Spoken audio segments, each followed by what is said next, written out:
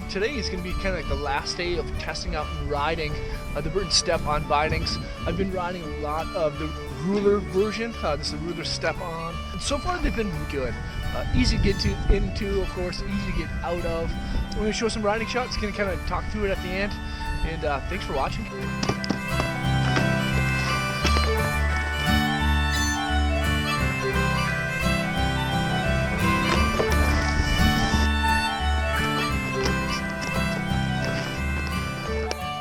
This is the Burton Ruler SO Step On, quite a bit softer than the Photon BOA. Inside is going to be an imprint 2-liner, again heat moldable, external J-bars, internal J-bars, nice heel lockdown, custom heat moldable. Of course has a Velcro closure system up on top. The Ruler in general is kind of like a medium soft all mountain boot. I think you're going to find a lot of kids rocking in the park if they choose to with the step-on system riding this boot because it's so much softer than the Photon. One thing that I noticed right away is that it has like a decent amount of support both laterally and medially, both to like towards the nose and towards the tail. It still has the same locking point system as the Photon, locking clips, metal basically on the toe section or box area, and then a locking heel. This little thing right here is to actually place your pants inside of, so your pants will cover the top of this little locking mechanism in a heel pocket. But overall though, it has a decent like little back spine, of course, EST optimized outsole, shrinkage footprint reduction technology. Both boots actually have that. But the thing that I noticed most about the Ruler is the step up tongue. Now, the midsection is where you feel it like be quite a bit softer. On the Photon, it does have that strap that makes you feel a little bit more secure-ish. You know, it's just, that's more kind of like a mental thing, I think, is that when even though your heel and your toes are locked in, that should give you the feeling of security. But I think a lot of people that have been riding 10, 20 plus years, we're also used to that feeling of having straps. So the Photon is probably going to benefit the guy and the girl that have been riding for a long time. I like that feeling of security getting over the top of that toe side edge because of that style strap. The Ruler doesn't have that, so it's going to feel a little bit looser, and it's going to feel a little bit, quite a bit softer in that mid-step area. Features a bolt coiler system, of course, New England ropes. They actually tighten up really, really good and have even distribution of pressure on the lower and upper zones. I found that to be like really difficult to do with a lot of like single BOA coiler closure systems, is that they don't feel like they distribute pressure equally. These ones actually do. Right?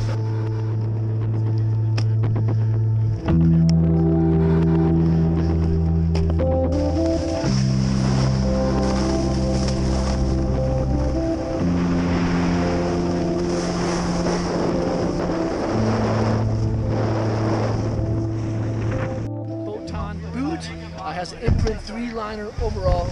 It's going to be a little bit stiffer than the Ruler. I rode both of them a lot, but I just prefer a stiffer boot, and I prefer the Photon BOA. It's a double BOA system. The upper coil on the tongue tightens both the lower and upper zone of the boot. The second BOA coiler wheel just tightens this kind of like strap thing. For my conversation with Dave Downing, he doesn't really even tighten this thing.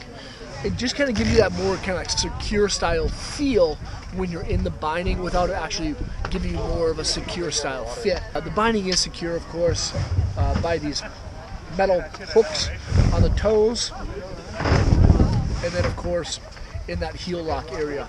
The interesting thing about both boots, the Ruler and the Photon for the season, is that instead of putting your toe down and then kind of squeeze your heel into the heel pocket of the boot, like you kind of, like I do with a traditional binding, you actually put your heel in first to lock in the heel mechanism, and then you press forward to lock in the toe. But once you're inside, that's like when the story gets different. This is the imprint 3-liner. Support panels on the outside, awesome J-bars on the inside, Velcro closure system on the top of the tongue to keep the tongue nice and centered.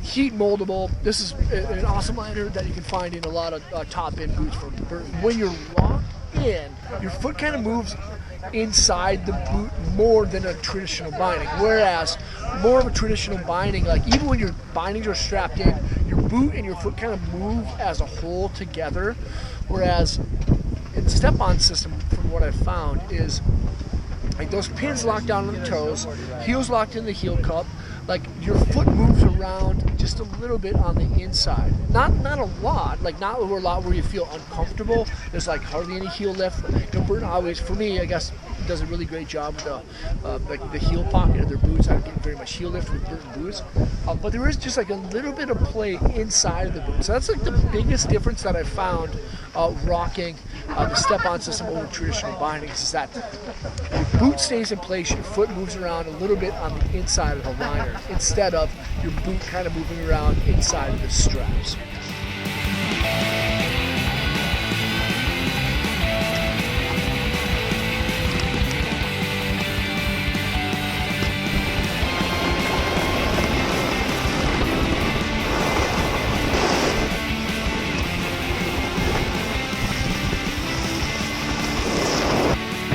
Simple, no straps whatsoever, places for your metal toe clips, full bed of cushioning, 30% short grass nylon, Canada style high back, no EVA padding, aluminum components to lock in that heel, easy release tab. Ruler boots are kind of soft, but overall the high back, the upper section of the high back is going to be fairly stiff. Even on that kind of like rolled outside, it still feels like fairly supportive. Because there's no ankle strap, I feel that they've constructed the boot shells to have a little bit more medial and lateral stiffness than a traditional boot. With that being said, like the traditional, the non-step-on ruler may feel a little bit softer laterally and medially than the step-on ruler. And that's not because of the liner, because the liner's the same, it's because of the shells. It's easy to get into, easy to get out of, and just getting over that mental factor of, wow, I don't have any straps.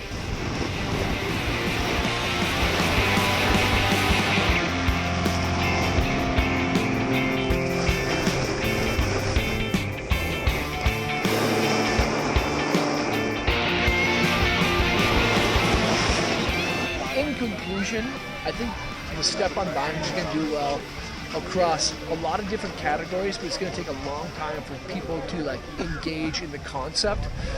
For the free riders, the power riders, the people, the older guys that just like kind of like free riding, it's a no-brainer. It really is. For like a lot of those like 40 plus guys that may be a little bit out of shape, that don't like bending over, they have bad backs, this really is a dream come true.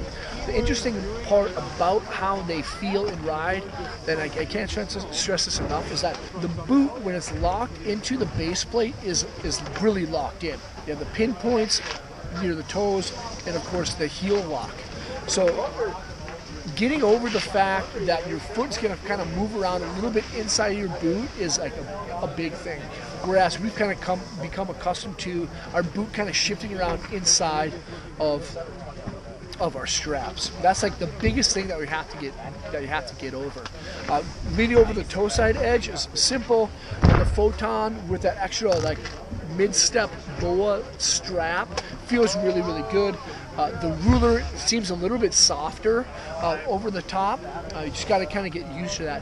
For the freestyle kids, you know, I know a lot of freestyle kids, when you get on a jib, you're kind of like pressing something out.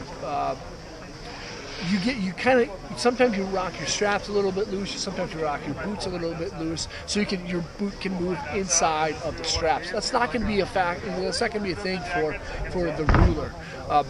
I can see some freestyle kids trying it out, some jib kids trying it out, but it's going to be just quite a bit different because of that feeling. Your foot moving around on the inside of your boot instead of your foot moving around on the inside of the straps. Overall, though, I give these things 2 thumbs up. I've been a fan of Burton for a long time, of course, and I wouldn't bullshit you guys if I didn't think this was going to work. Am I going to buy a pair next season? I'm not sure. I don't know. I prefer to get them for free, of course. But if I got them for free, I'd probably ride them a lot. I believe the price points together are maybe $700, $800. Is it going to be worth it? I think so, especially for that older guy that just likes cruising around a bunch, maybe riding some POW, getting down on groomers, and then hitting the trees.